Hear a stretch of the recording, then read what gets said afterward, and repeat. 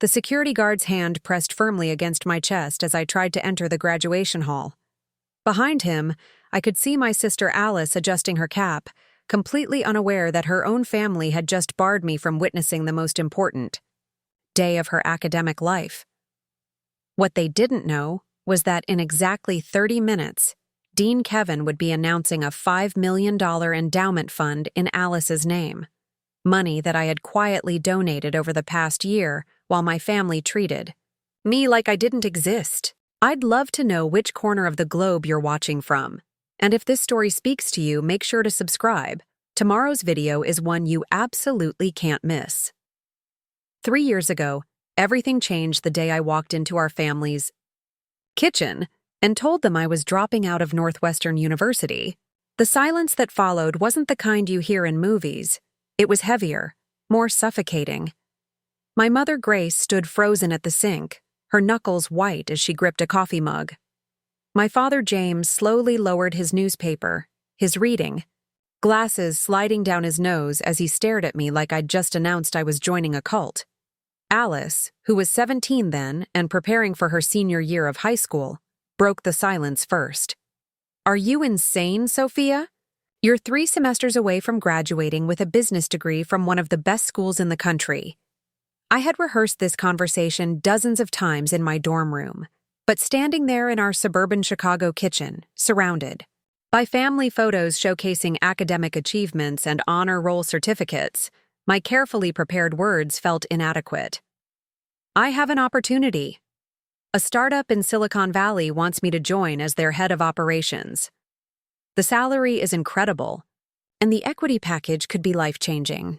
The coffee mug slipped from Grace's hands, shattering against the ceramic floor. Neither of my parents moved to clean it up. James folded his newspaper with deliberate precision, the way he did when he was trying to control his temper.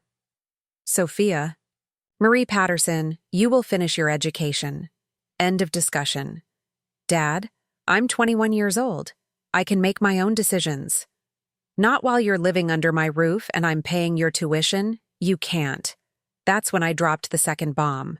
"I've already accepted the position. I start in 2 weeks."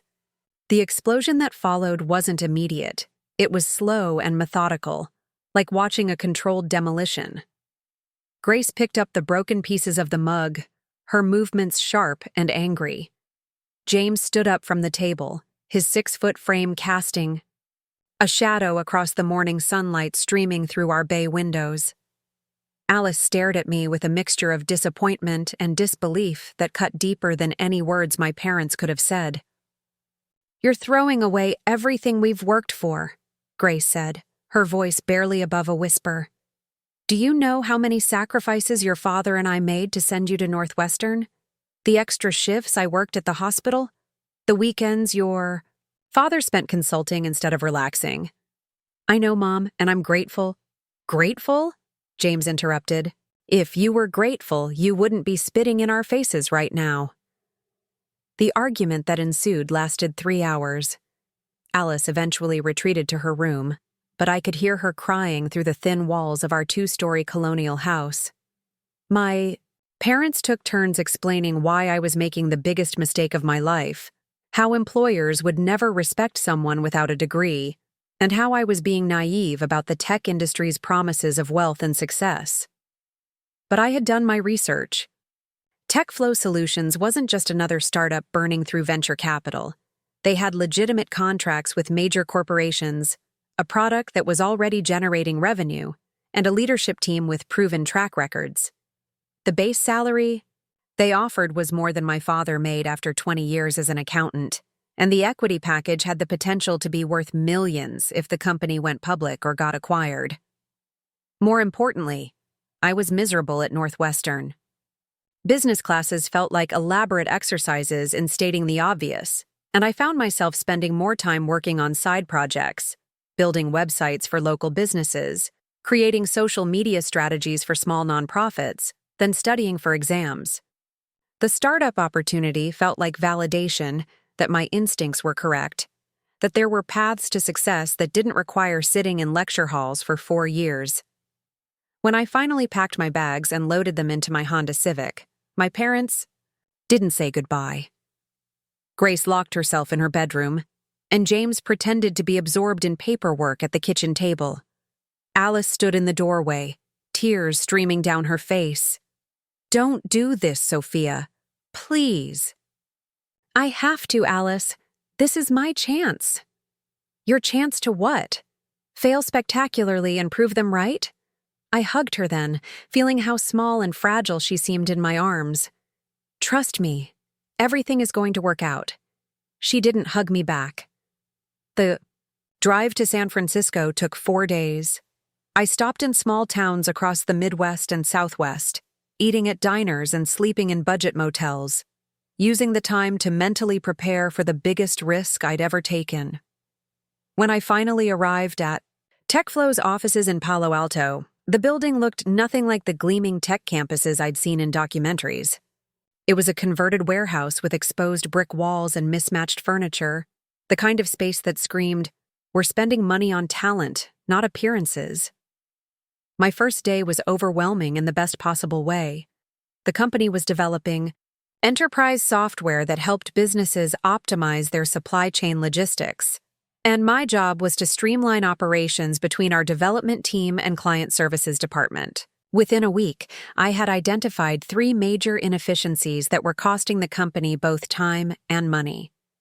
Within a month, I had implemented solutions that increased our client satisfaction rates by 30%. The work was challenging, in ways that college never had been. Every decision had real consequences, every mistake cost actual money, and every success contributed to something tangible. I was putting in 12-hour days willingly, energized by the feeling that I was finally doing something that mattered. But the silence from home was deafening. I called every week for the first 2 months. Grace would answer with a clipped hello and immediately hand the phone to Alice, who would give me brief updates about school and friends before making excuses to hang up. James never came to the phone at all. When I tried calling him directly, at his office, his secretary would politely inform me that he was in meetings. Alice started her senior year at Lincoln High, the same school where I had graduated valedictorian 4 years earlier. Through our stilted phone conversations, I learned that she was excelling in AP classes, particularly in mathematics and science. She had inherited the same analytical mind that ran in our family, but unlike me, she seemed genuinely passionate about traditional academic pursuits. "I'm thinking about majoring in biomedical engineering," she told me during one of our October calls. "There's this program at Stanford that combines engineering with medical research.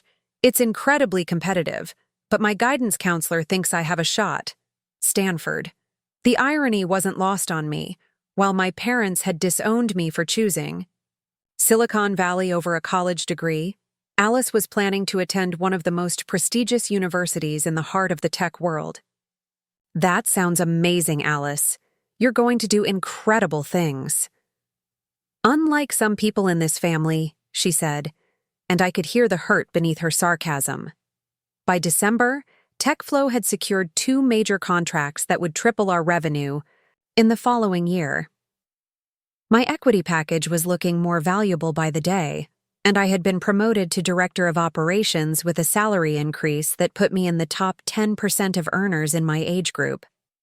I was living in a small apartment in Mountain View, had made friends with brilliant colleagues from around the world, and was learning more about business, technology, and myself than I ever had in a classroom. But success felt hollow when I had no one to share it with. Christmas came and went without a single call from home. I spent the holiday working. TechFlow's international clients didn't observe American holidays, and I used the quiet office time to catch up on strategic planning. New Year's Eve found me at a company party in San Francisco, surrounded by people who respected my contributions and valued my insights. Yet I felt more alone than I ever had in my life. In January, I called to wish Alice luck on her midterm exams. This time, James answered the phone. "She's busy studying," he said curtly. "Dad, can we please talk?" "It's been 6 months. There's nothing to discuss, Sophia. You made your choice. I'm doing well out here, really well. The company is growing, and my role, I don't care about your role. You abandoned your education and your family. Until you come to your senses and finish your degree, we have nothing to say to each other." The line went dead. That conversation broke something inside me that I hadn't realized was still intact. For months, I had been holding on to the hope that my family would eventually come around, that my success would prove I had made the right decision. But James's words made it clear that this wasn't about my career prospects or financial stability. It was about principle, about the fundamental disagreement over what constituted a respectable life path. I threw myself into work with renewed intensity. TechFlow was preparing for a Series B funding round, and I was tasked with creating detailed operational projections that would demonstrate our scalability to potential investors. The work required 18-hour days and weekend sessions, but it felt good to have something concrete to focus on instead of dwelling on family drama. In March, we closed the funding round at a $30 million valuation.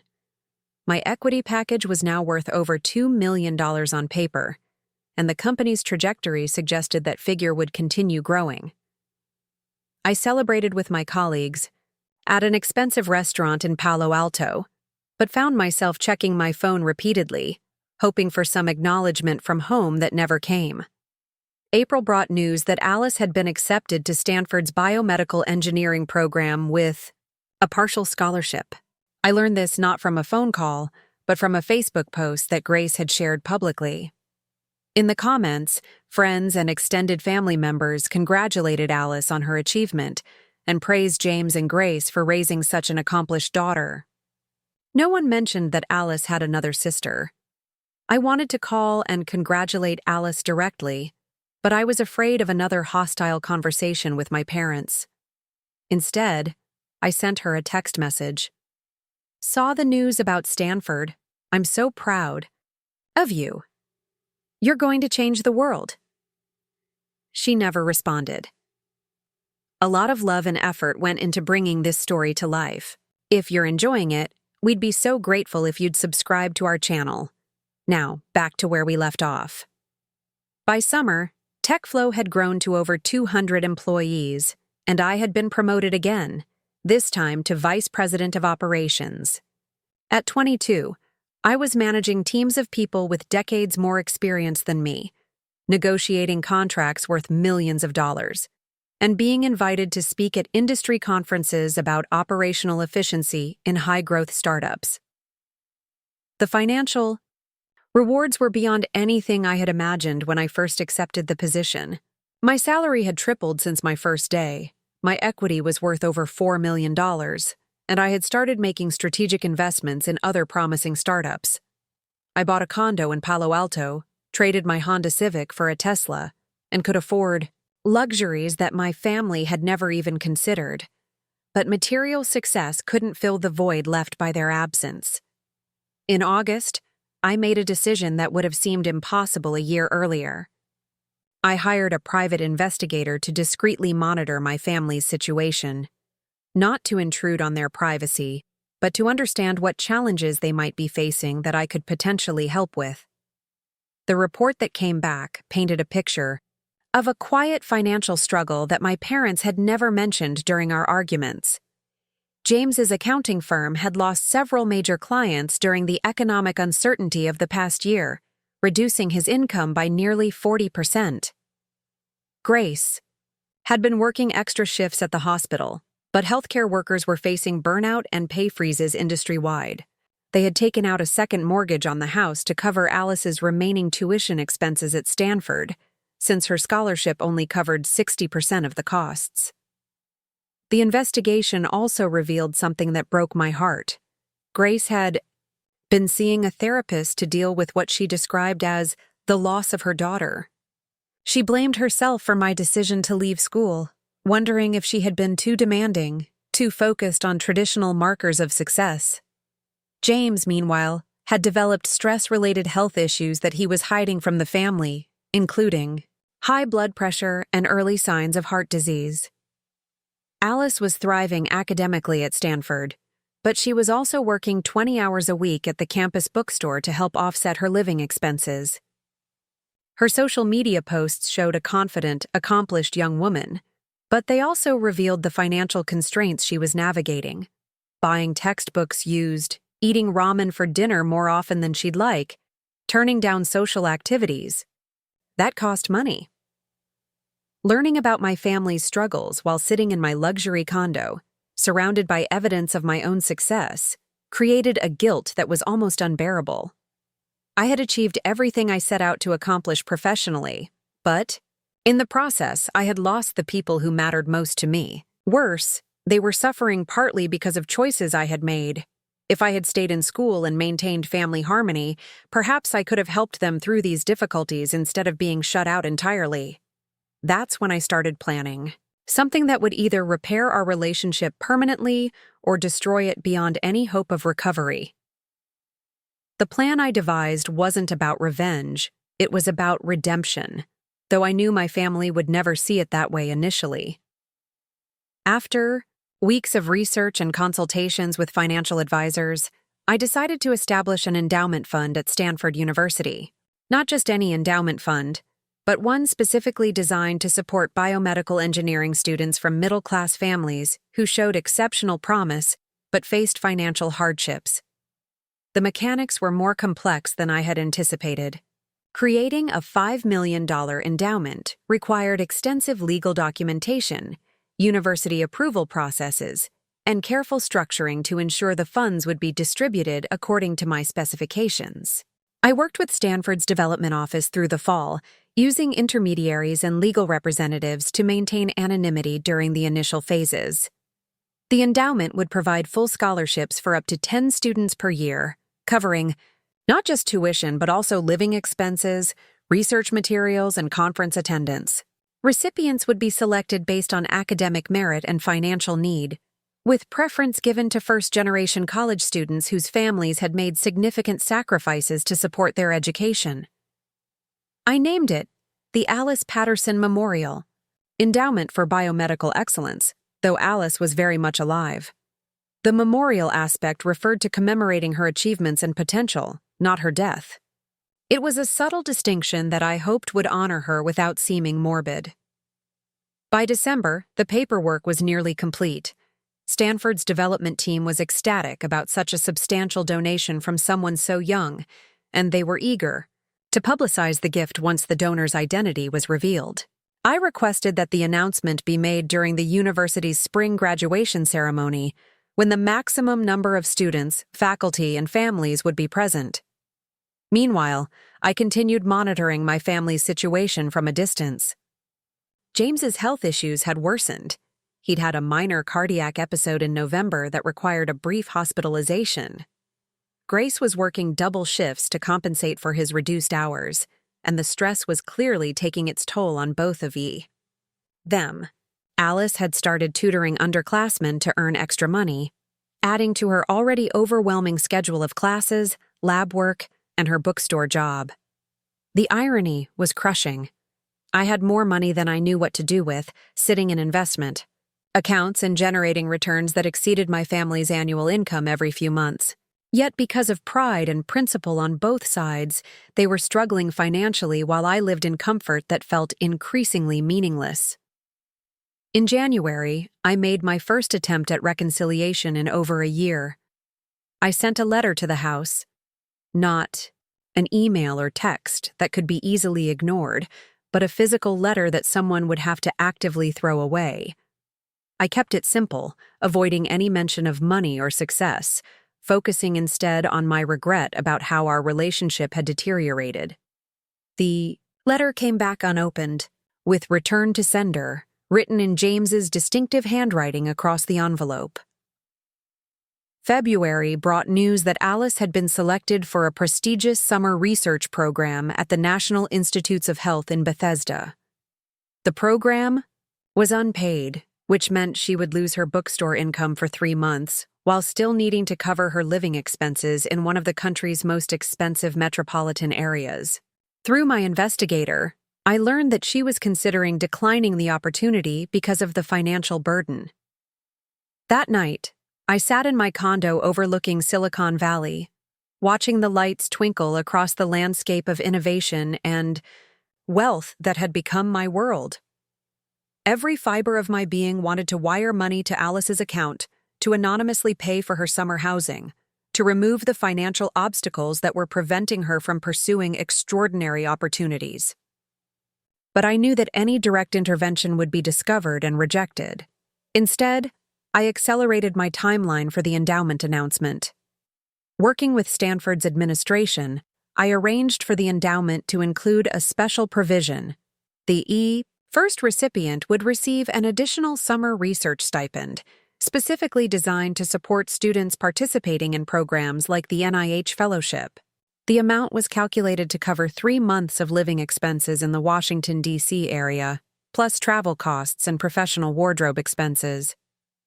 The university's development office loved the idea, seeing it as a way to highlight both the donor's generosity and the practical impact of the gift. They scheduled the announcement for Alice's graduation ceremony in June, with Dean Kevin handling the presentation personally. As spring progressed, I found myself obsessively following Alice's progress through her social media posts and university, records that I could access through my Stanford connections. She had decided to accept the NIH program after somehow securing additional financial aid, though she didn't know that I had quietly arranged for the university to offer her an emergency scholarship that covered exactly the amount she needed. Her posts from that period showed a young woman pushing herself to extraordinary limits. Photos of late-night lab sessions, exhausted selfies in the library, proud moments holding research presentations. In one particularly poignant post, she wrote about imposter syndrome and wondering whether she belonged among such brilliant peers. The comments section filled with encouragement from friends and classmates, but notably absent were any messages from family. I wanted to comment, to tell her that she was brilliant and belonged exactly where she was, but I knew that any public acknowledgement from me would create more problems than it solved. In April, I received an unexpected call from my cousin Rachel, Grace's sister, who lived in Denver and had maintained a neutral position throughout our family drama. She had somehow gotten my new phone number and wanted to understand what had really happened between me and my parents. "Sophia, I've been watching this situation for 2 years, and it's destroying everyone involved. Your parents miss you desperately, but they're too proud to admit they might have been wrong. Alice talks about you constantly. She's proud of your success even though she can't say so openly. And you're clearly miserable despite all your achievements. Rachel, I've tried to reach out. They won't talk to me because they're embarrassed. Your father's business is struggling, your mother is working herself to death, and they're watching Alice sacrifice her social life to afford college. Meanwhile, their other daughter is reportedly some kind of tech executive millionaire. They feel like failures. This perspective hadn't occurred to me. I had been so focused on their rejection of my choices that I hadn't considered how my success might feel like an indictment of their more traditional approach to life. They weren't just disappointed in me. They were intimidated by what I had become. What do you think I should do? Show up to Alice's graduation. Don't ask permission. Don't make grand gestures. Just be there. She deserves to have her whole family present for the biggest day of her academic life. They've made it clear I'm not welcome at family events. Sometimes you have to do what's right regardless of what people say they want. Alice has worked harder than anyone I know to get to this point. She shouldn't be punished for your parents' stubbornness." The conversation planted a seed that grew over the following weeks. Rachel was right. Alice's graduation wasn't about me or my parents, or our unresolved conflicts. It was about celebrating her incredible achievements and supporting her as she transitioned to the next phase of her life. But I also knew that simply showing up unannounced would create a scene that could overshadow Alice's moment. If I was going to attend, I needed to do it in a way that would ultimately benefit her rather than creating more family drama. That's when I finalized the details of my master plan. The endowment announcement would serve multiple purposes. It would provide Alice with financial security for the remainder of her education and beyond. It would demonstrate to my parents that my success hadn't corrupted me or made me selfish. that I still cared about family and education and giving back to others, and it would force a conversation that we had all been avoiding for too long. I coordinated with Dean Kevin to ensure that the announcement would happen early in the ceremony, during the section typically reserved for major university news and donor recognition. The plan was for him to introduce the endowment, explain its purpose and scope, and then reveal that it had been established by Alice's sister in her honor. I purchased a plane ticket to San Francisco for graduation weekend, booked a hotel room near campus, and prepared for the most important gamble of my life. Either this gesture would begin healing the wounds that had torn our family apart, or it would confirm that the damage was irreparable. The night before the ceremony, I sat in my hotel room reviewing the speech I had prepared in case anyone asked me to speak publicly about the endowment. I had also written 3 letters, one for each member of my family, explaining my motivations and apologizing for the pain my choices had caused. But first, I had to get past security and into that graduation hall. The Stanford campus buzzed with excitement on graduation morning. Families arrived in waves, carrying bouquets of flowers and wearing proud smiles as they searched for parking spots around the ceremony venue. I watched from my rental car, parked 3 blocks away, as Grace and James walked toward the graduation hall. Grace wore a navy blue dress I remembered from special occasions throughout my childhood, and James had on his best suit, the same one he'd worn to my high school graduation 6 years earlier. They looked older than I remembered, more fragile, somehow. Grace's hair had more gray streaks, and James moved with the careful gait of someone managing chronic pain. But there was unmistakable pride in their posture as they discussed something animatedly, probably Alice's achievements or their excitement about the ceremony.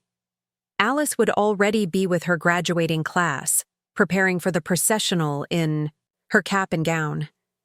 I wondered if she was nervous, if she had eaten breakfast, if she was thinking about the family members who wouldn't be there to celebrate with her. The thought made my chest tight with regret. At exactly 9:30 a.m., I approached the main entrance to the graduation hall. The security checkpoint was more elaborate than I had expected. Apparently, Stanford took commencement security seriously, with metal detectors and bag searches for all attendees. I had anticipated this and came prepared with my invitation. Not a fake invitation, but a legitimate one. 3 weeks earlier, I had contacted Stanford's development office and informed them that as the donor of the Alice Patterson Memorial Endowment, I wished to attend the graduation ceremony where the gift would be announced. They had been more than accommodating, providing me with VIP seating in the donor section and ensuring my name was on all the appropriate guest lists. The security guard who stopped me was a middle-aged man with kind eyes and a no-nonsense demeanor. His name tag read, Marcus. He looked at my invitation, then at me, then back at the invitation with confusion. Ma'am, I'm going to need to verify this with my supervisor. There seems to be some kind of situation. What kind of situation? Marcus stepped aside and spoke quietly into his radio. I could hear fragments of the conversation. Patterson family. Explicit instructions. Not to be admitted under any circumstances. My heart sank. Somehow, my parents had anticipated that I might try to attend and had taken preemptive action to keep me out. The irony was almost laughable. I was being banned from an event where I was supposed to be honored as a major donor. Marcus returned, with his supervisor, a stern-looking woman named Janet who examined my invitation with the intensity of a forensics expert. Ms. Patterson, we have a delicate situation here. Your invitation is legitimate, and Stanford University very much wants you in attendance for the endowment announcement. However, we also have explicit instructions from other members of your family requesting that you not be admitted to the ceremony. Can they legally do that? I'm not trespassing. I have an official invitation from the university. Janet exchanged glances with Marcus. Technically, no. Your invitation supersedes any family requests, but we're trying to avoid creating a disturbance during such an important event. Is there any way you could watch the ceremony remotely? We could arrange a private viewing area with live video feed. The suggestion stung more than I wanted to admit. Even when I was trying to do something generous and meaningful, I was still being relegated to the margins of my family's life. But I also understood Janet's position. Graduation day was about the students, not family drama. The endowment announcement is scheduled for 10:45 a.m., correct? Yes. Dean Kevin will be presenting it during the special recognition segment. I checked my watch. It was already 9:45, and guests were streaming past us into the venue. I could see Grace and James in the distance, finding their seats in the family section. Grace kept looking around, probably searching for Alice among the sea of graduates. I'll accept the private viewing arrangement, but I want to be escorted to the family section immediately after the endowment announcement. Alice deserves to know that I was here for her moment. Janet nodded reluctantly. We can arrange that, though I can't guarantee how your family will react. The private viewing room was a small conference space adjacent to the main hall, equipped with multiple monitors showing different camera angles of the ceremony. I sat alone, watching thousands of people celebrate their children's and siblings' achievements while I remained isolated behind closed doors. The opening processional was beautiful. Alice looked radiant in her cap and gown, walking with confidence among her classmates.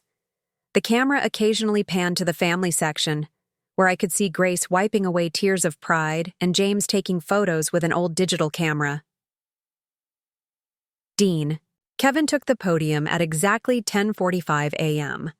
He was a distinguished man in his early 60s, with silver hair and the kind of authoritative presence that commanded attention even in a venue filled with thousands of people.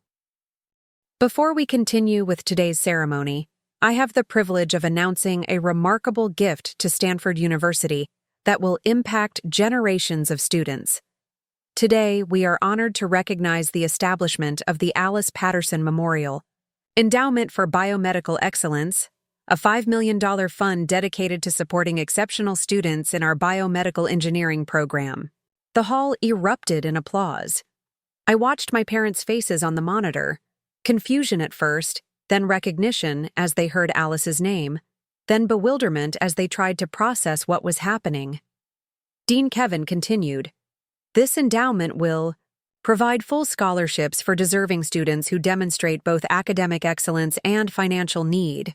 The first recipient of this scholarship is already among us, Alice Patterson herself, who will receive not only full funding for her remaining graduate studies, but also support for her upcoming research fellowship at the National Institutes of Health." Alice's face appeared on the large screens throughout the venue as cameras found her in the crowd of graduates. She looked stunned, her mouth slightly open in disbelief. The students around her were patting her on the back and congratulating her, but she seemed too shocked to fully process what was happening. The endowment has been established by Alice's sister, Sophia Patterson, a Stanford alumna and successful technology executive who wanted to honor her sister's dedication to scientific research and ensure that other talented students have the same opportunities for educational excellence. The applause was thunderous now, but I was focused entirely on my family's reactions. Grace had gone pale, her hand pressed to her chest in apparent shock. James was staring at the screen with an expression I couldn't quite read. Anger, confusion, maybe even a hint of pride. Alice was crying now, tears streaming down her face as the magnitude of the moment sank in. Dean Kevin gestured toward the donor section. We had hoped to have Sophia join us on stage today, but she has chosen to let this moment belong entirely to her sister and her remarkable achievements. That wasn't exactly true. I was watching from behind closed doors because my family had banned me from attending. But Dean Kevin's diplomatic phrasing preserved everyone's dignity while still acknowledging my gesture. The ceremony continued, but I could tell that my family was struggling to focus on the proceedings. Grace kept turning around, scanning the crowd as if she might spot me somewhere in the audience. James sat rigidly, his jaw clenched in the way that meant he was processing information he didn't want to accept. Alice, meanwhile, seemed to be in a daze. During the remainder of the ceremony, she kept touching her face as if she couldn't believe what had just happened. Several times I saw her looking around the audience, presumably searching for me. When the ceremony concluded and families began reuniting with their graduates, Janet appeared at my door. "Are you ready for this, Ms. Patterson? I should warn you that security will be nearby in case the situation becomes difficult." I nodded, steeling myself for what might be the most important conversation of my life. As we walked toward the key family section, my heart pounded with a mixture of anticipation and terror. I had just publicly committed $5 million to honor Alice's achievements, but I had no idea whether my gesture would be seen as generous or manipulative. The crowd was thick with celebrating families, making it difficult to navigate toward where I had last seen my parents. When I finally spotted them, they were standing with Alice near the edge of the venue, engaged in what appeared to be an intense conversation. Alice was still in her cap and gown, clutching her diploma, but her expression was serious rather than celebratory. As I approached, Alice saw me first. Her eyes widened, and she said something to our parents that made them both turn around. The moment Grace spotted me, her face crumpled into an expression of raw emotion that I couldn't interpret. Grief, anger, relief, all mixed together. James stepped forward, positioning himself between me and the rest of the family like a protective barrier. "What are you doing here, Sophia? We made it clear." "I came to celebrate Alice's graduation, and to explain about the endowment." "Your money doesn't change anything," he said, but his voice lacked the conviction it had carried during our previous confrontations. Alice pushed past James, closing the distance between us. For a moment, I thought she might hug me, but instead she stopped just out of arm's reach, studying my face with an intensity that made me feel transparent. $5 million, Sophia? Really?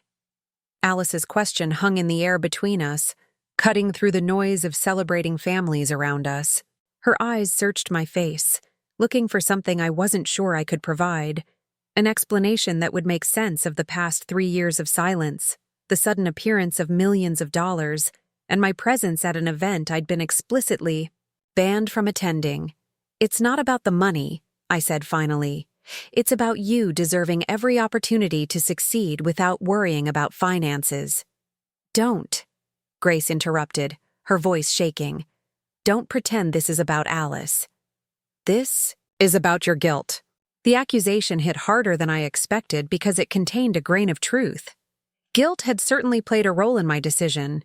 Guilt about my family's financial struggles. Guilt about missing 3 years of Alice's life. Guilt about the success I'd achieved while they suffered in silence. "You're right," I admitted. "Part of this is about guilt, but it's also about love and pride and wanting to fix something that's been broken for too long." James stepped closer, his face flushed with anger. "You think money fixes everything? You think you can just write a check and erase 3 years of abandoning your family? I never abandoned anyone. You cut me off because I made a choice you didn't approve of. You threw away your education. I built a career that's allowed me to create opportunities for other people, including Alice." The argument was spiraling into familiar territory. The same fundamental disagreement about education, success, and family loyalty that had destroyed our relationship 3 years earlier. But Alice stepped between us, still clutching her diploma. "Stop. Both of you. Just stop." Her voice carried an authority I hadn't heard before, the confidence of someone who had just achieved something extraordinary and wasn't going to let family drama overshadow it. "Dad, Sophia didn't abandon us. You and Mom decided that her choices made her unworthy of being part of this family.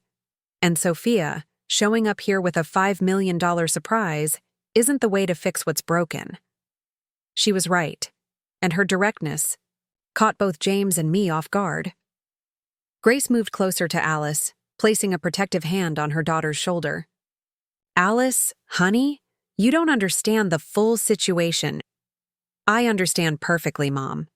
I've spent 3 years watching you and Dad refuse to even mention Sophia's name while she's been building an incredible career. I've watched you struggle financially while being too proud to accept help. And I've watched Sophia become successful beyond anything our family ever dreamed of while being too stubborn to find a way back to us. The clarity of Alice's perspective was humbling. While the adults in the family had been entrenched in positions of principle and pride, she had been observing everything with the wisdom of someone who understood that both sides were wrong. "The endowment," Alice continued, looking directly at me, "is generous beyond words. But it's also a grand gesture that doesn't address the real problem, which is that none of us have been willing to have an honest conversation about what happened 3 years ago." A family nearby was taking photos with their graduate, their laughter and excitement creating a stark contrast to our tense discussion. I became aware that we were creating a scene in the middle of what should have been a joyful celebration. "Can we go somewhere private?" I asked. "Alice deserves better than having this conversation in public on her graduation day." Grace looked around, seeming to notice for the first time that we had attracted the attention of other families. "There's a coffee shop on campus. We could talk there." The walk to the coffee shop was surreal. For the first time in 3 years, my entire family was together, moving as a unit through the Stanford campus. But instead of the comfortable familiarity I remembered from childhood outings, there was tension in every step, unspoken questions in every glance. The coffee shop was crowded with graduation families, but we found a corner table that offered some privacy. James insisted on buying coffee for everyone, a gesture that felt like an attempt to impose normalcy on an extraordinary situation. When he returned with our drinks, his hands were shaking slightly. "I need to say something," Grace began, her voice barely above a whisper. "When you left for California, I felt like I had failed as a mother. Everything we had taught you about the importance of education, about finishing what you start, about family loyalty, it felt like none of it mattered to you. Mom, it wasn't about you or Dad failing. Let me finish." Grace's tone was firm, but not unkind. "I've spent 3 years angry at you for what I saw as selfishness. But I've also spent 3 years watching Alice excel in exactly the kind of environment you chose over college. She's thriving in a world of innovation and technology, and research that I don't fully understand, and I've started to wonder if maybe we were wrong about some things." This admission from Grace was more shocking than anything that had happened during the ceremony. My mother, who had always been the most rigid about rules and expectations, was acknowledging that her worldview might have been flawed. James cleared, his throat uncomfortably. "The business has been struggling. We've had to make sacrifices that we never wanted Alice to know about. When that dean announced the endowment today, my first thought wasn't anger or pride. It was relief. Relief that Alice won't have to worry about money the way we have been. Dad, you didn't have to hide your financial problems from me," Alice said gently. "I knew things were tight. That's why I've been working so many hours. You shouldn't have had to work at all. You should have been able to focus on your studies. The work taught me things I never would have learned in a classroom. Just like Sophia's startup taught her things she never would have learned at Northwestern." The parallel Alice drew between our experiences was perceptive. Both of us had learned valuable lessons outside traditional academic settings, but our parents had only been able to see value in one path. "I need you all to understand something," I said, pulling out my phone and opening a banking app. "The $5 million for the endowment isn't a significant financial sacrifice for me. My equity in TechFlow is worth over $15 million now, and we're likely to go public next year. I could have given $10 million or $20 million without affecting my lifestyle." I showed them the screen displaying my investment portfolio, watching their expressions change as they processed the numbers. I didn't choose the amount to impress anyone or to make myself feel better about our estrangement. I chose it because it's enough to ensure that Alice never has to worry about funding her education or her research, and enough to help other students, who remind me of our family. Brilliant, hardworking, but struggling with the financial burden of pursuing their dreams. Grace stared at the phone screen, then at me. Sophia, we had no idea you were doing this well. I tried to tell you, but you wouldn't listen. Every time I called, every time I tried to share what was happening in my life, you treated it like bragging or evidence that I had lost my values. Because we were scared, James admitted. Scared that you were changing into someone we wouldn't recognize. Scared that your success would make you forget where you came from. Scared that we weren't good enough anymore. This revelation hit me like a physical blow. My parents hadn't just been disappointed in my choices. They had been intimidated by my success. They had pushed me away not because they didn't love me, but because they feared I would eventually push them away. I never wanted to leave you behind, I said, my voice breaking. I wanted to bring you with me. I wanted to share everything I was learning and experiencing. But every conversation became an argument about my education or my values or my future.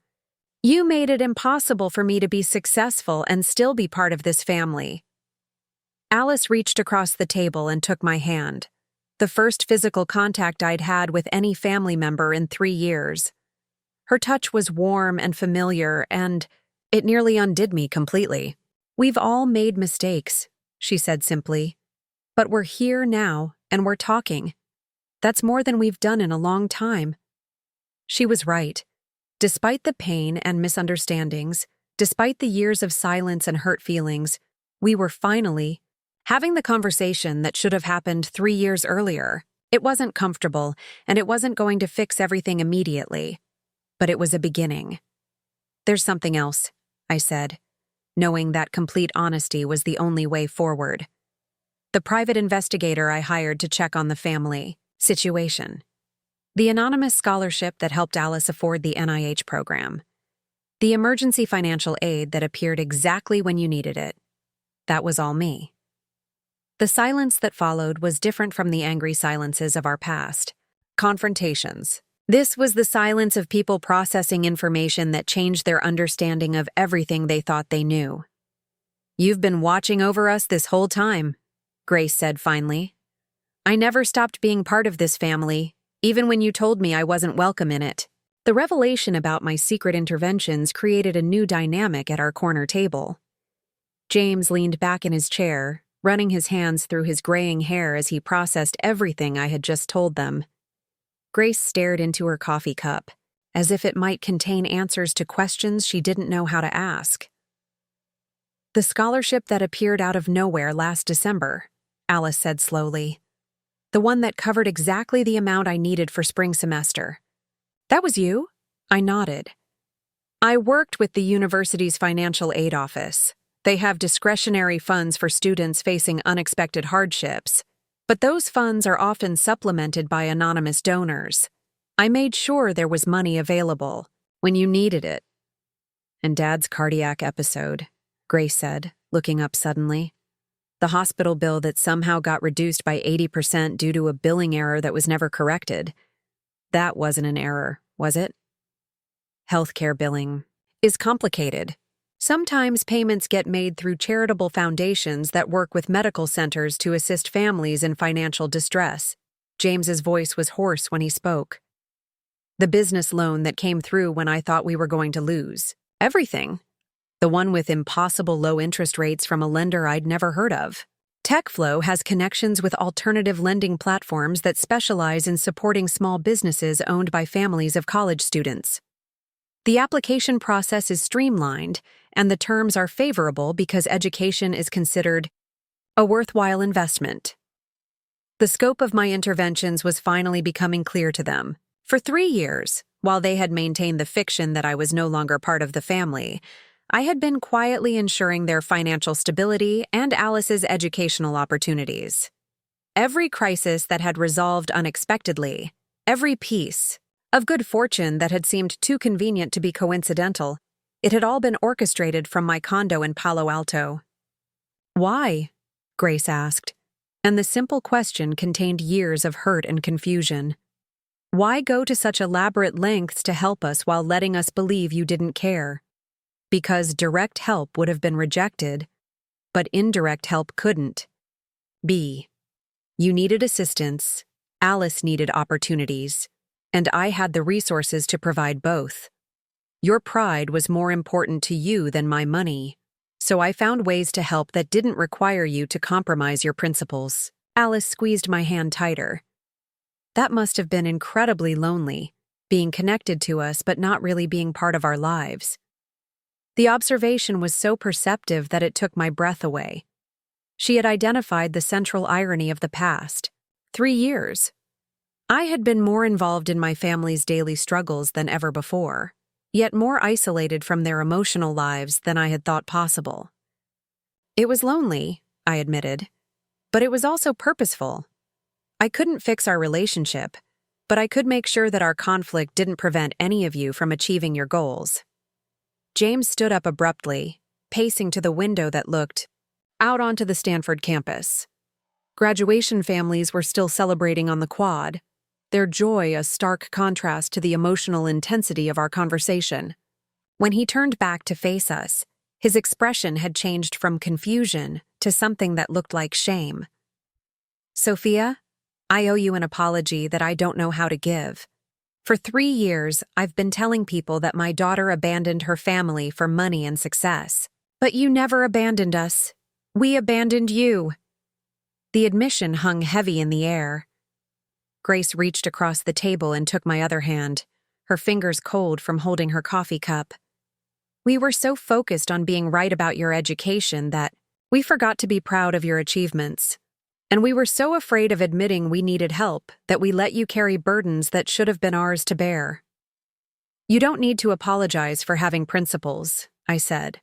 Your beliefs about education and family and hard work shaped me into someone who could succeed in Silicon Valley. The discipline you taught me, the work ethic, the importance of helping others, those values didn't disappear when I left Northwestern. Alice released my hands and sat back in her chair, studying each of us with the analytical mind that had made her such a successful student. We need to figure out how to move forward from here. The past 3 years happened, and we can't undo them. But we can decide what happens next. Her practical approach to our emotional crisis was exactly what the situation needed. We could spend hours dissecting our mistakes and hurt feelings, but ultimately what mattered was whether we could rebuild something functional from the wreckage of our family relationships. I'd like to be part of your lives again, I said. Not as someone who solves problems from a distance, but as your daughter and your sister. I want to know about Dad's health and Mom's work and Alice's research. I want to celebrate holidays together and argue about politics and share the mundane details that make up actual relationships. What about your life in California? James asked. Your career, your friends, your entire world is there now. Ekflow is going public next year, which means my role there will change significantly. I've been thinking about what comes next, and part of me wants to move back to Chicago. Maybe start my own company, maybe teach, maybe find ways to use what I've learned to help other families navigate similar transitions. The idea had been forming in my mind for months, but saying it out loud made it feel real for the first time. Silicon Valley had given me incredible opportunities and financial success, but it had never felt like home the way Chicago did. You'd really move back? Grace asked, hope creeping into her voice. If you'll have me, and if Alice doesn't mind having her sister around while she's building her own career. Are you kidding? Alice laughed, and the sound was like music after years of tense conversations. I've missed you so much that I used to imagine what you would think about my research projects. Having you actually available to talk through ideas would be amazing. The emotional weight of the past few hours was starting to catch up with all of us. James returned to the table and sat down heavily, looking older than his 55 years, but also somehow lighter than he had when our conversation began. There's going to be an adjustment period, he said pragmatically. We've all changed over the past 3 years. You've become this successful businesswoman we barely know, Alice has become this brilliant scientist who intimidates me half the time, and your mother and I have learned some hard lessons about flexibility and pride. Change isn't necessarily bad, Grace added. Maybe we needed to go through this separation to appreciate what we have together. Alice checked her phone and grimaced. I hate to interrupt this moment, but I'm supposed to meet some classmates for dinner in an hour. It's been planned for weeks, and several people are coming from out of town. The reminder that this was still Alice's graduation day brought everything back into perspective. We had been so focused on our family drama that we had almost forgotten the achievement we were supposed to be celebrating. Go, I said immediately. Celebrate with your friends. You've earned it. But what about us? What about figuring out next steps? We have time now, Grace said, smiling at Alice with unmistakable maternal pride. For the first time in 3 years, we have time to figure things out properly. Alice hugged each of us before leaving for her celebration, but her embrace with me lasted longer than the others. As she pulled away, she whispered, "Thank you for the endowment.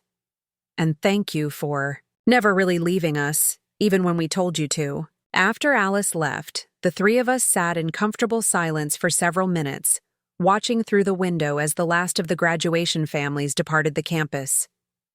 The sun was beginning to set, casting long shadows across the quad where Alice had walked in her cap and gown just a few hours earlier. "So what happens now?" James asked finally. "Now we learn how to be a family again," I said. Slowly, carefully, and with a lot more communication than we managed the first time around. Grace nodded, then looked at me with curiosity. "Can I ask you something about the money? The endowment, your investments, all of it. Does it feel real to you?" The question was more profound than it might have seemed. Money at that scale does feel abstract, more like numbers on a screen than something tangible that could change lives. Sometimes, it feels surreal, I admitted. But today, seeing Alice's face when Dean Kevin announced the scholarship, seeing the relief in your expressions when you realized her education was secure, that felt completely real. "Good," Grace said simply. "Because using wealth to help people you love, that's what money should be for." As we prepared to leave the coffee shop, I realized that the conversation we had just concluded was only the beginning of a much longer process of rebuilding trust and understanding. But for the first time in 3 years, I felt optimistic about my family's future together. 6 months later, I stood in the kitchen of my new townhouse in Lincoln Park, watching the Chicago skyline light up as evening approached. The view was different from my Palo Alto condo, less sprawling tech campuses and venture capital offices, more historic architecture and neighborhood character. But it felt like home in a way California never had. The transition back to Chicago had been smoother than I expected. TechFlow's IPO had been wildly successful, valuing my equity stake at over $40 million. More importantly, the company's growth had reached a point where my operational responsibilities could be handled remotely, with quarterly trips to Silicon Valley for board meetings and strategic planning sessions. I had used part of my newfound wealth to start Patterson Ventures, a consulting firm that helped traditional family businesses adapt to digital markets. The irony wasn't lost on me.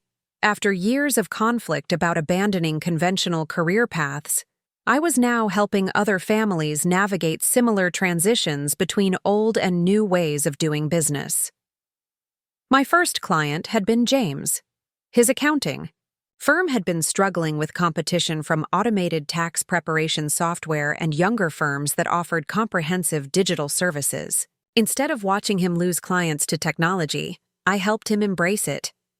We redesigned his business model, incorporated cloud-based accounting systems, and developed specialized services for small tech startups that needed experienced financial guidance. The transformation had been remarkable. Within 6 months, his client base had doubled, and his revenue had increased by 70%. More importantly, he had rediscovered his passion for helping entrepreneurs manage their finances during periods of rapid growth. You turned me into exactly the kind of consultant I used to think was trying to put me out of business, he had joked during our last strategy meeting. I turned you into someone who adapts instead of someone who gets left behind, I replied. Grace's situation had required a different approach. The nursing shortage at her hospital had created impossible working conditions, with mandatory overtime and understaffing that was affecting both patient care and employee well-being. Rather than accepting these conditions as unchangeable, I had helped her research and propose alternative staffing models that could improve both efficiency and job satisfaction. Her presentation to hospital administration had been so compelling that they had not only implemented her suggestions, but promoted her to Director of Nursing Operations. She was now leading initiatives to improve working conditions for healthcare workers throughout the entire hospital system. I never thought of myself as someone who could influence institutional change, she had told me recently. But you showed me that having good ideas isn't enough. You need to know how to present them in ways that make sense to decision-makers. Alice's trajectory had been the most exciting to witness. The endowment had eliminated her financial stress, allowing her to focus entirely on her research at the NIH. Her work on bioengineered tissue regeneration had already resulted in 2 published papers and a patent application. More significantly, she had been invited to present her findings at the International Conference on Biomedical Engineering, where her research had attracted attention from major pharmaceutical companies. I've been offered positions at 3 different research institutions, she had told me during our weekly phone call. All of them want to fund my work at levels I never imagined possible. Which one are you leaning toward? Actually, I'm thinking about something completely different. What would you think about me starting my own research company? Using the endowment money and these industry connections to build something from scratch? The question had made me laugh with delight. I think you're starting to sound like your sister. Maybe that's not such a terrible thing to sound like.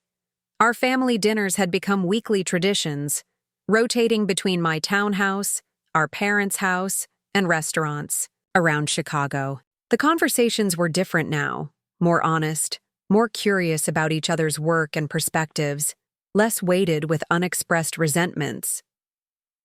During one particularly memorable dinner, James had asked me to explain cryptocurrency to him, not because he was interested in investing, but because several of his clients were asking questions he couldn't answer. 5 years ago, you would have dismissed anything involving technology as a fad, I had observed. 5 years ago, I thought my daughter was throwing away her future by getting involved with technology. Now I realize I was the one living in the past. The acknowledgement had been profound, representing a fundamental shift in how our family approached change and uncertainty. But the most meaningful transformation had been in my relationship with Alice. The 3-year gap in our sisterhood had left us as strangers who shared genetic material and childhood memories. Rebuilding that connection required intention and effort from both of us. We had started with weekly coffee meetings, sharing details about our respective careers and catching up on the years we had missed. Gradually, those meetings had expanded to include joint activities, attending lectures at Northwestern, exploring Chicago's technology scene, even taking a weekend trip to visit Alice's research facility in Bethesda. The sister I rediscovered was more confident and intellectually ambitious than the teenager I remembered. Her success at Stanford and her growing reputation in biomedical research had given her a sense of purpose and direction that was inspiring to witness. You know what I realized recently? She had said during one of our coffee conversations. When you left for California, I was angry because I thought you were abandoning our family values, but you were actually living them out in a different context. The work ethic, the commitment to excellence, the desire to help others, those were always our family values. You just applied them in a way that Mom and Dad didn't recognize. The observation had been particularly meaningful because it came from Alice, who had always been the family member most committed to traditional paths of achievement. Tonight's dinner was special because we were celebrating the 1-year anniversary of my return to Chicago. Grace had insisted on cooking, despite my offers to cater the meal, and she had prepared all of my childhood favorites: pot roast with vegetables, homemade dinner rolls, and apple pie made from scratch. As we sat around the dining room table, where we had shared thousands of meals during my childhood, I was struck by how natural it felt to be together again. The conversation flowed easily between topics: James's latest business success, Grace's new hospital initiatives, Alice's research, breakthrough, my upcoming expansion of Patterson Ventures. "I have an announcement," Alice said as Grace served dessert. "I've decided to accept the offer from Johns Hopkins. They're offering me my own lab, unlimited research funding, and the opportunity to work with some of the most brilliant scientists in the world." The news was exciting but also bittersweet. Alice moving to Baltimore would mean less frequent family gatherings and fewer opportunities for the kind of spontaneous conversations that had become so important to our rebuilt relationship. "That's incredible, Alice," I said, genuinely thrilled for her opportunity. "When do you start?" "September. But here's the thing. Johns Hopkins isn't just offering me a research position. They want me to head up a new initiative that combines biomedical research with technology commercialization. Basically, they want me to take promising research and turn it into actual products that can help people." Grace looked confused.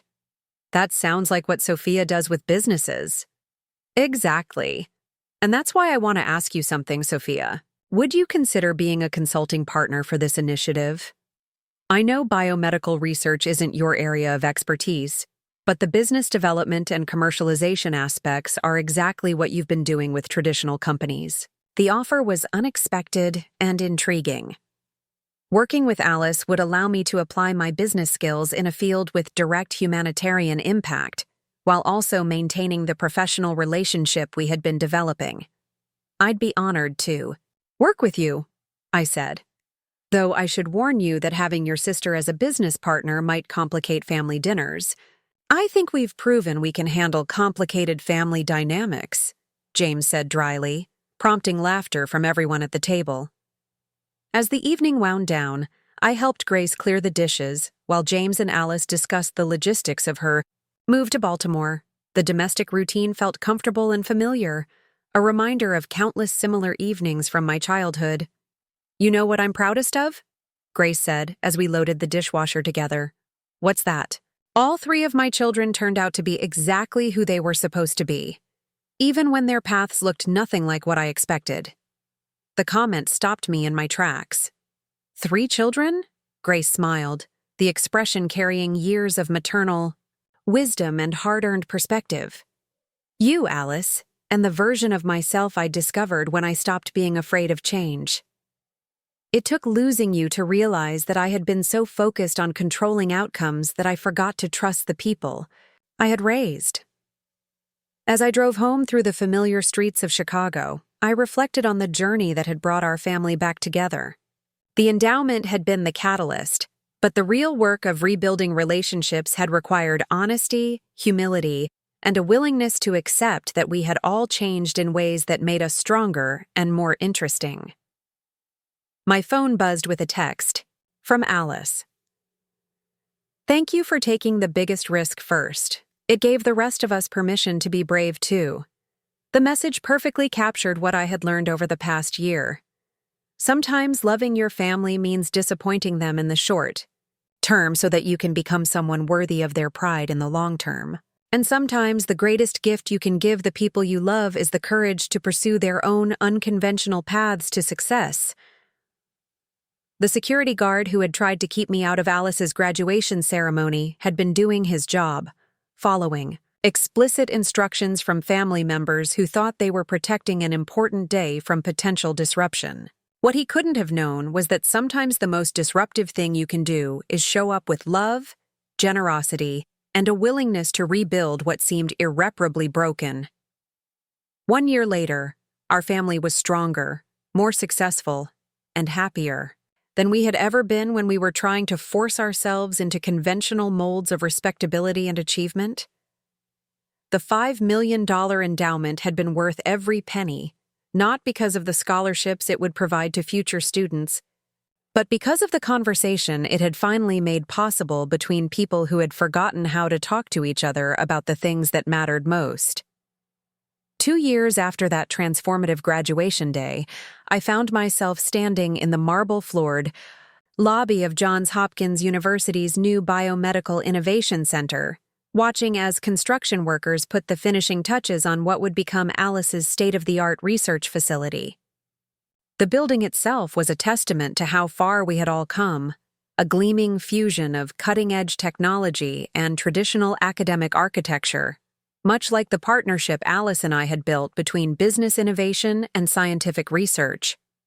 The Patterson Biomedical Commercialization Initiative, as the university had officially named our collaboration, had exceeded every expectation. In 18 months, we had successfully brought 3 breakthrough medical technologies from Alice's lab to market, generating over $50 million in licensing revenue while maintaining Alice's commitment to keeping treatments affordable and accessible. Our first success had been a revolutionary wound-healing gel that accelerated tissue regeneration by 60% compared to traditional treatments.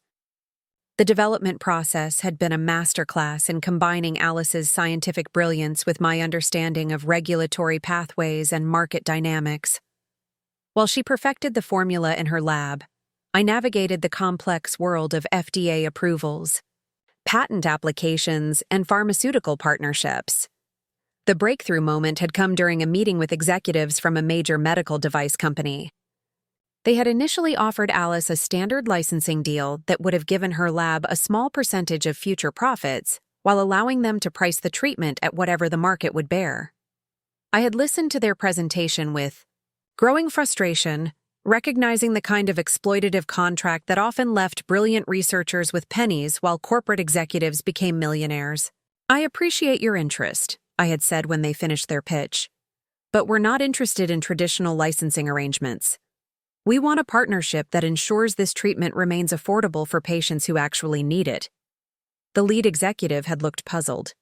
"Ms. Patterson, with respect, your sister's research is impressive, but she's still an academic.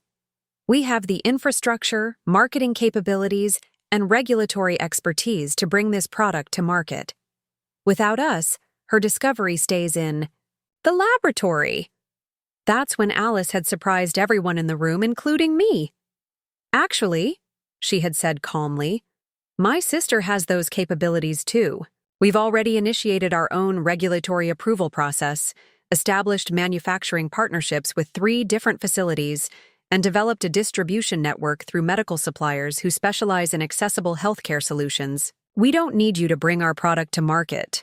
We're offering you the opportunity to participate in a model that prioritizes patient outcomes over profit margins."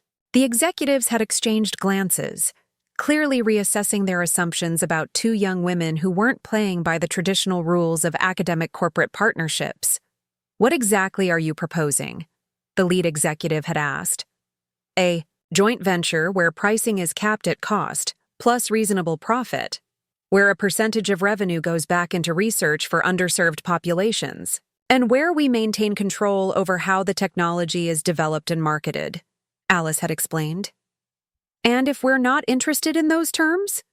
I smiled, pulling out my laptop to show them the preliminary agreements we had already secured with their 3 main competitors.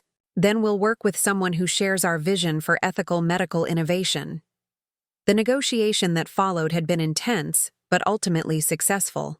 Not only had we secured terms that protected patient access, but we had established a new model for university-industry collaboration that other research institutions were already beginning to adopt.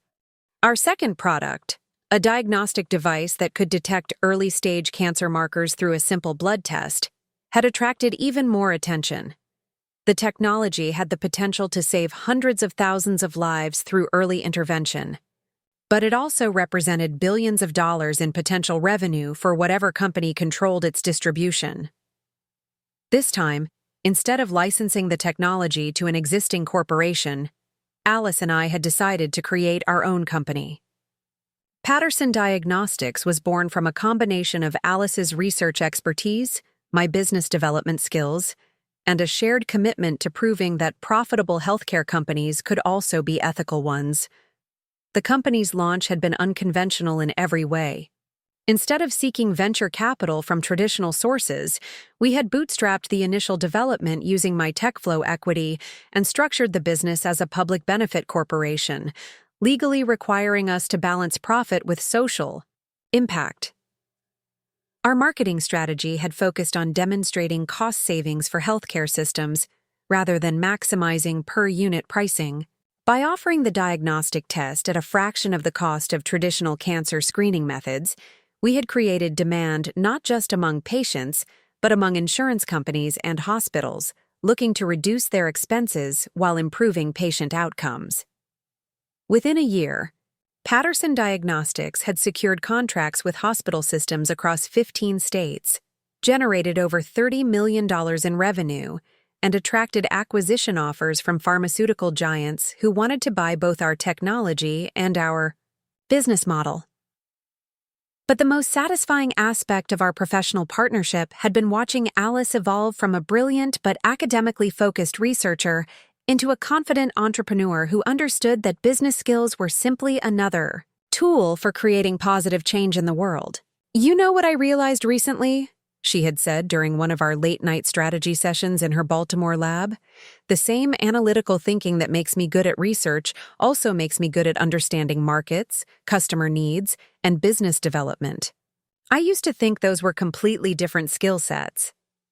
"They're not different skills," I replied. "They're the same skills applied to different problems." This realization had led Alice to make a decision that shocked everyone, including me. Instead of continuing to pursue a traditional academic career path, she had decided to leave Johns Hopkins and focus entirely on building Patterson Diagnostics into a company that could revolutionize how medical research gets translated into accessible treatments. "I can do more good as an entrepreneur than I ever could as a professor," she had explained to our parents during a family dinner that had become a formal business presentation. Research that stays in universities helps a few dozen patients who participate in clinical trials. Research that gets commercialized responsibly can help millions of people. Grace and James had listened to Alice's presentation with the same mixture of pride and bewilderment they had shown 3 years earlier when I first announced my departure from Northwestern. But this time, instead of opposition, they had offered support. "If this is what you want to do, we trust your judgment," James had said. "You and Sophia have proven that unconventional paths can lead to extraordinary outcomes." The comment had marked a complete transformation in our family's attitude toward risk-taking and non-traditional career decisions. James had become one of Patterson Diagnostics' most enthusiastic advocates, introducing us to potential clients through his expanded network of small business owners and entrepreneurs. Grace, meanwhile, had become an unofficial advisor on healthcare industry dynamics, helping us understand how our products would actually be used in clinical settings. Her insights from the nursing perspective had been invaluable in designing user-friendly technologies that worked for the healthcare workers who would be implementing them daily.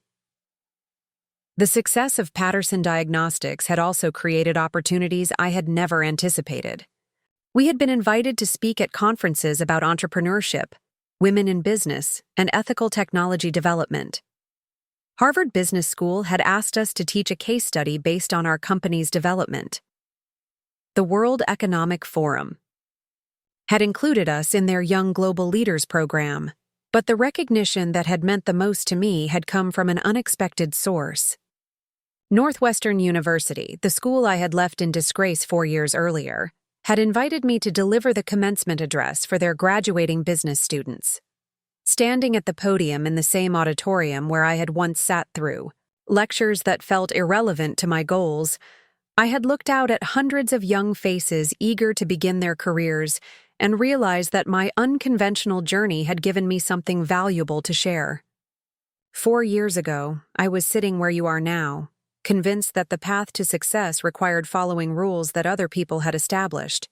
I had begun my speech.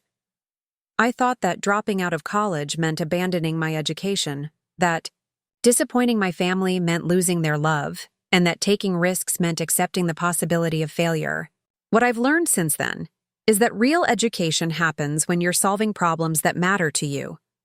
Real family love survives disagreements about the right way to live your life.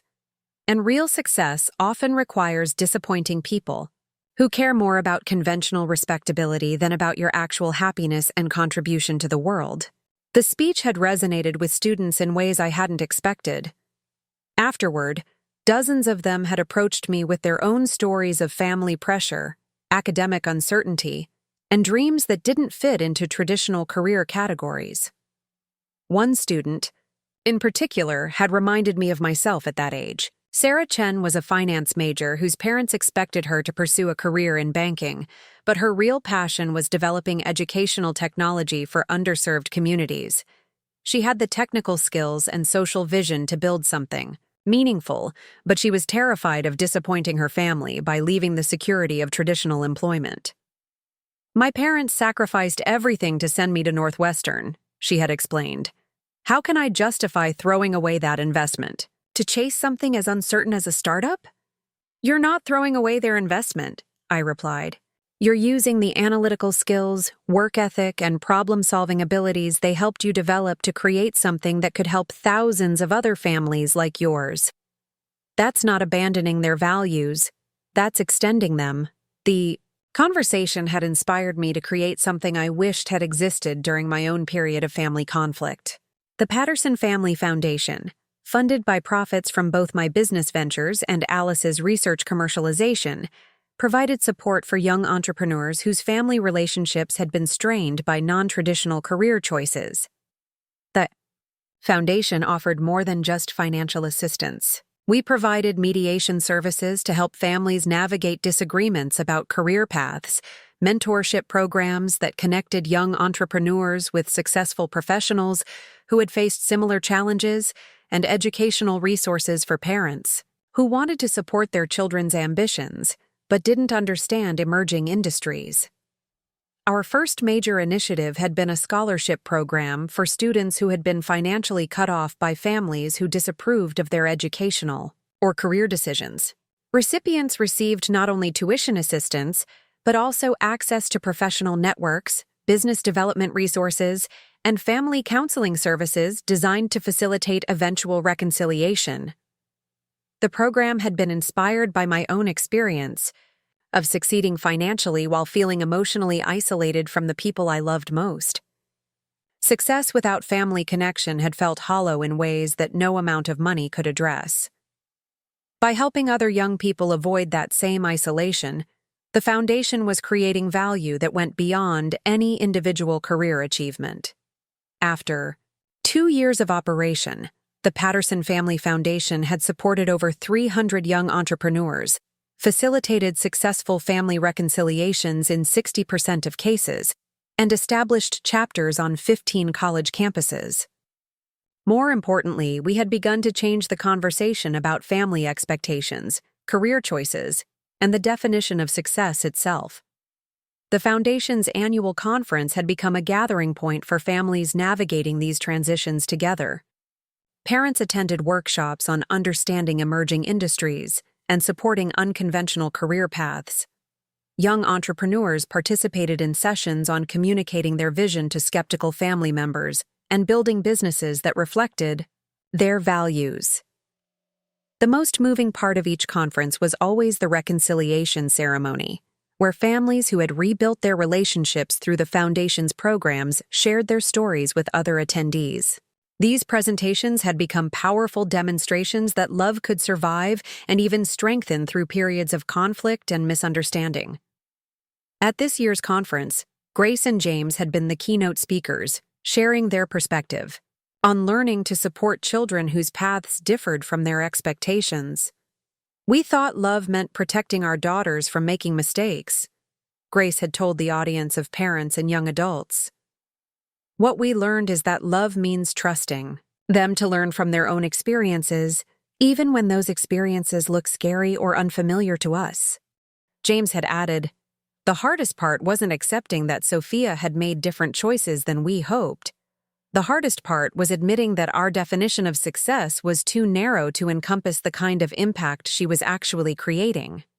Their presentation had received a standing ovation, but more importantly, it had sparked conversations between other families who were struggling with similar dynamics.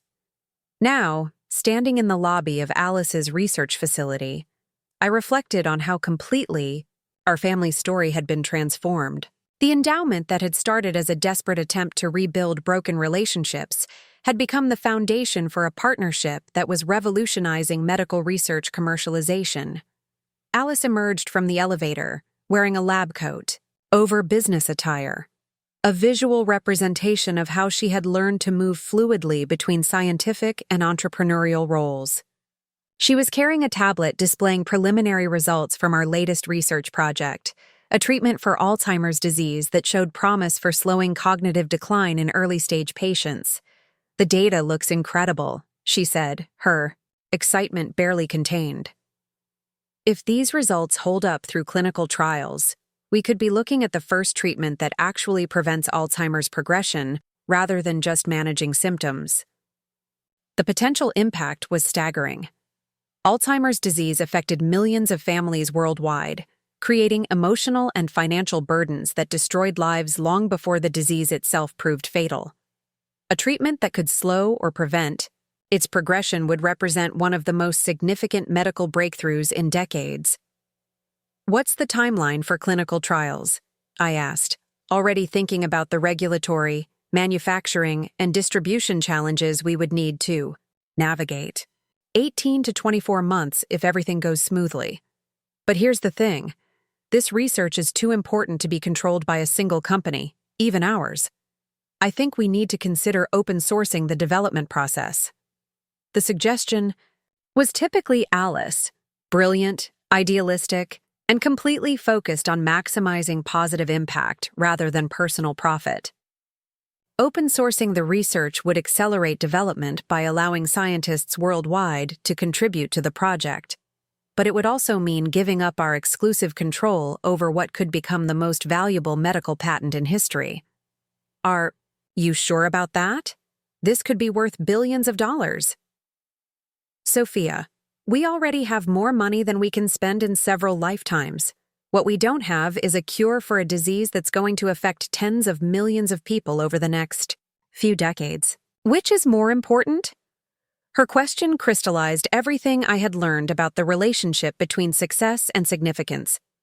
Money was valuable primarily as a tool for creating positive change in the world, beyond ensuring financial security. For ourselves and our family, accumulating wealth for its own sake felt increasingly meaningless. "You're right," I said.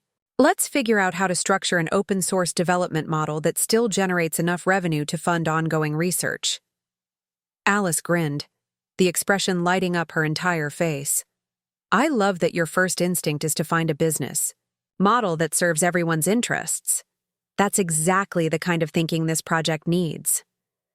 As we walked toward her lab to review the research data in detail, I thought about the conversation I had planned with our parents that evening. Grace and James had been discussing retirement, wondering whether they had saved enough money to maintain their lifestyle without working. What they didn't know was that Alice and I had already established trust funds that would ensure their financial security for the rest of their lives. The irony was perfect. 4 years earlier, they had been terrified that my unconventional career choices would lead to financial instability and family breakdown. Now, those same choices had created enough wealth to support multiple generations while bringing our family closer together than we had ever been. But the real transformation hadn't been financial. It had been emotional and relational. We had learned to see each other as complex individuals rather than as representatives of competing philosophies about success and respectability. We had discovered that love could survive profound disagreement and even grow stronger through the process of rebuilding broken trust. That evening, as our family gathered around the dinner table for our weekly meal, I looked at each person and marveled at how much we had all grown. Grace had become a healthcare administrator, whose innovations were being implemented in hospitals across the region. James had transformed his traditional accounting practice into a thriving consultancy. For technology entrepreneurs, Alice had evolved from a promising student into a research entrepreneur whose work was saving lives while generating sustainable profits. And I had discovered that my greatest professional achievements were meaningful only when they contributed to something larger than my individual success, whether that was my family's well-being, my business partner's growth, or society's progress toward more equitable access to medical innovations. "I have an announcement," I said as Grace served dessert. "Alice and I have been discussing the future of Patterson Diagnostics, and we've decided to take the company public next year." The news generated excited questions about valuation, stock options, and growth projections. But the detail that mattered most to me was what I said next. "We're structuring the IPO so that every employee becomes a shareholder, every research partner receives equity participation, and a significant percentage of proceeds goes to expand the Patterson Family Foundation's programs globally." James raised his wine glass in a toast. "To unconventional paths that lead to extraordinary destinations." As we clinked glasses around the table, I realized that the security guard who had tried to keep me out of Alice's graduation ceremony had been wrong about more than just my right to attend. He had assumed that my presence would disrupt an important celebration. Instead, my willingness to show up despite family opposition had initiated a process of healing and growth that had benefited everyone involved.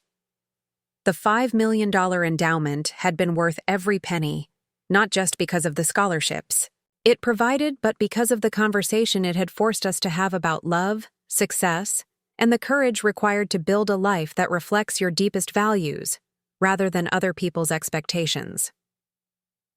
3 years later, our family was proof that sometimes the most disruptive thing you can do is refuse to give up on people you love, even when they've given up on you. Looking for more? We've got 2 amazing stories ready for you right on screen. If this one touched you, these are absolutely worth your time. Click to watch them now.